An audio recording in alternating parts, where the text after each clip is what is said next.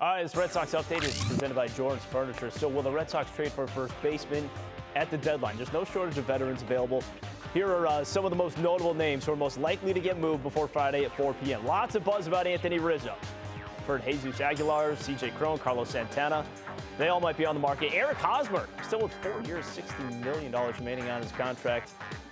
Things kind of shook up a little bit in San Diego earlier today. And you have Jonathan Scope having a pretty good year in Detroit as well. Youngest of this batch of players at 29 years old. I can't believe Jonathan Scope's only 29. It feels like he's been around for 15 years. But let's jump into some of these names and how interested you are, Lou Merloni, in each of these guys. And maybe even by the end we can put together your projected list or who you like the most. But let's start with Anthony Rizzo. How interested are you in Anthony Rizzo? Let me first start by saying I'm interested in all of them, okay, as far as upgrades at first base, okay? They're all upgrades. They all are, and I would take each and every one of them. And again, I have no idea how the trade market shakes out. I don't know what the asking price is. And maybe I'm giving Rizzo too much credit out in Chicago to think that he might be the biggest ask as far as prospects go. And if that's the case, he's towards the bottom of my list. Like, I just think, to be honest with you, as far as players go, I know he's a good defensive guy, you know, and I know he's probably good for the locker room. Obviously, he's been in the World Series, which I do think is important. Yep. But as far as just the talent goes right now, how they're playing this year, he's probably like fourth on my list. You know, I look at him, but then again, you know, if the ask is, you know, if it's not that high, you know, obviously I would take this guy because I know defensively, and he's won. He would help. There's no question about it. I just think there's other guys that are better. His game right now, though, real quick, does he look like he's obviously not the same player? He's hitting somewhere around 240, which is still, again, an upgrade compared to what you have. Would it change his scenery to him good, or is this kind of just where he's at in his career?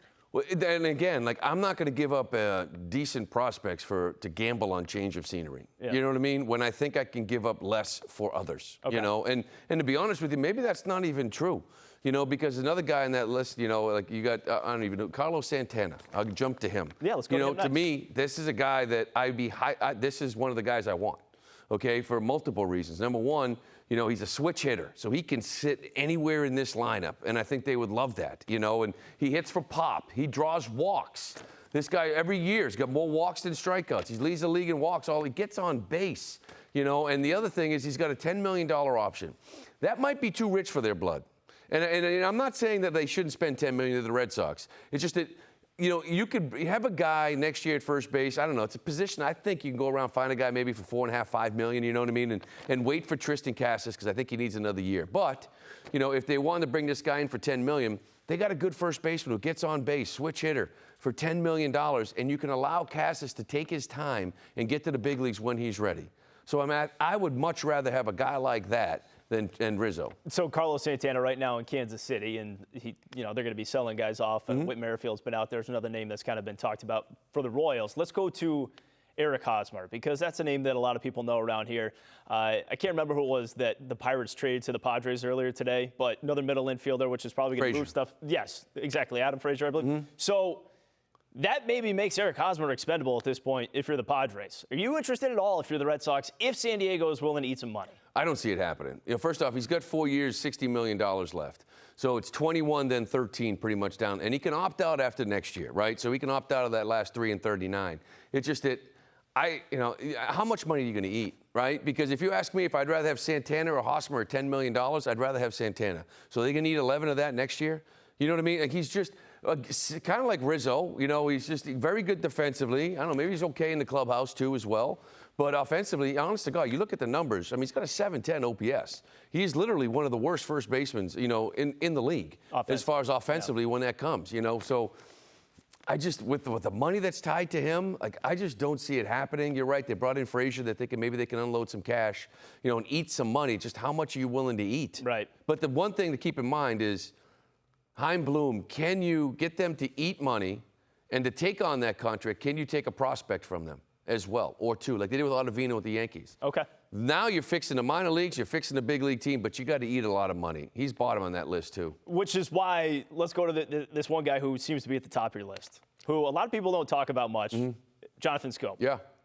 Detroit, I mean, listen, I've always liked him when he was in Baltimore. The guy just hits every single year, and he's a rental, okay? And I think that might be cheap. I don't know. We'll see. Maybe because he's a better player right now than those two guys. Maybe the ask isn't as much. I don't know, but he is a rental. So this guy can play first base, okay? You look at some of the numbers. He had an awful month of April. He hit about $175. He's hitting like $315 ever since. He hits for power. He can play first base, obviously, where he's playing a lot. He's hitting second in the order. And once Verdugo gets going, maybe you got your leadoff hitter back with Verdugo, and you can move Kike around a little bit, whatever. We'll see. It's just the other thing, too, is he can play second. And he's playing a little more second base this year, a little bit more first base, but still a little bit of second, which he did in Baltimore. So it does give you options. I know we're trying to fill first base, but, Arroyo comes back. Hey, he's at first base. Maybe Kike's in center, whatever. Maybe Durant gets hot. We'll see. But in a crunch, you know what I mean? Like, all of a sudden, Dahlbeck starts swinging if he's not moved. You know what I mean? Or Chavis or Franchi. Who the hell knows? You do have an option to put him at second and Kike in center field. So he's versatile. You would go Scope? Yeah. Santana? Sure. Maybe Jesus Aguilar, who we didn't really get into too much there. That's another name to consider. But we got to go to another Miami Marlin, who is potentially on the market. There's a report out there that maybe the Red Sox are interested in Starling Marte, who is a center fielder, which doesn't necessarily feel like a position of need, but very good player. And that, again, could lend itself to maybe some shifting around if Christian Arroyo comes back. Yeah, that would be a big move, right? Because I think he's under contract next year, too, I think. But I wouldn't say that center field is not a position of need. I mean, you have Kike that can play out there, but we're going to start talking about Jerry Durant right now, and who I think the media and the fan base overhyped, quite frankly, because this organization didn't. And they told you that by this guy hitting home run after home run in AAA and still keeping him down in the minor leagues. They tried to tell you over and over again they had things to work on. The swing and miss, defense in center field. You got to remember who he's hitting home runs off of in AAA. Okay, so you got to trust game reports from your manager and saying, yeah, he was 2 for 4, he had 2 bombs. But the 2 big league arms he faced at the end of the game, he punched out against. The guys he hit home runs off, maybe they're just AAA arms. You know what I mean? So, but the media and the fan base is 2 for 4, 2 bombs. Bring this guy up. You got to see what Jared Durant is now. And maybe this was just a 3-week little thing of let's see what he is going into the deadline. I still think maybe you could actually see him.